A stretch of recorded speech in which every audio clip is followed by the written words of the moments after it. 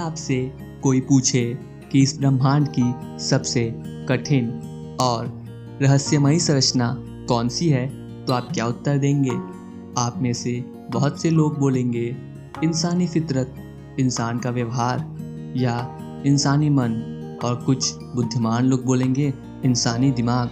लेकिन रुकिए, क्या यही ब्रह्मांड की सबसे कठिन संरचना है? जी नहीं, ब्रह्मांड की सबसे कठिन और रहस्यमयी संरचना खुद ब्रह्मांड ही है। आपका दिमाग तो सिर्फ इस ब्रह्मांड का एक बहुत छोटा सा हिस्सा है।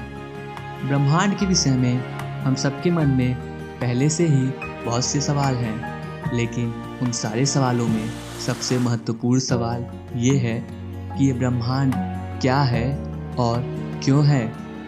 क्या हो अगर ये पूरी की पूरी दुनिया ही सिर्फ एक भ्रम हो, एक सपना, या फिर कहें एक नाटक?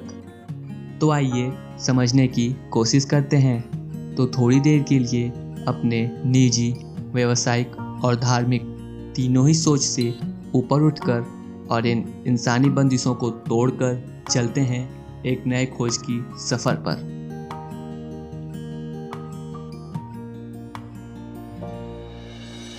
क्या आपने कभी सोचा कि जब आप सपना देखते हो और फिर उठ जाते हो, तो फिर वो सारे लोग, वो सारी चीज़ें, वस्तु जो आपके सपने में थी, उनका क्या हुआ? क्या वो सब नष्ट हो गए होंगे? क्या वो ख़त्म हो गए होंगे?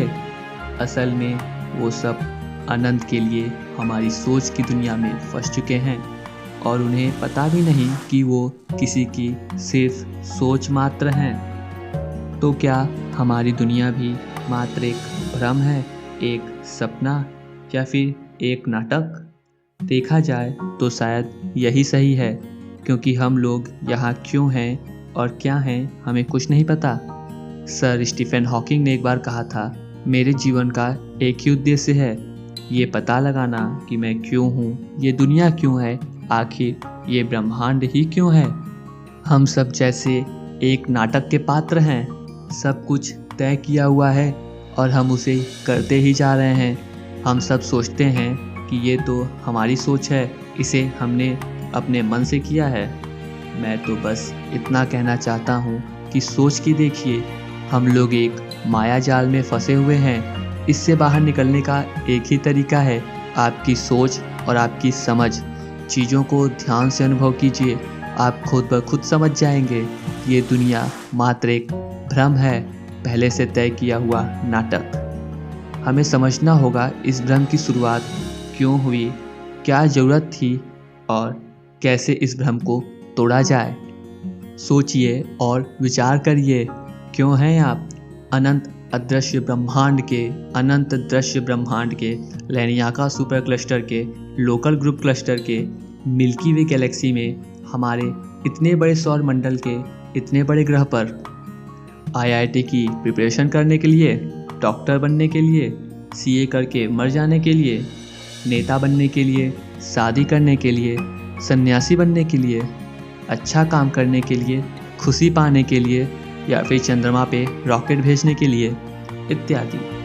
अगर आपका उत्तर हाँ है तो मुबारक हो, आप इस सर्कल में अनंत के लिए फंसे चले जा रहे हो और मैं आपसे माफ़ी मांगता हूँ आपका समय व्यर्थ करने के लिए।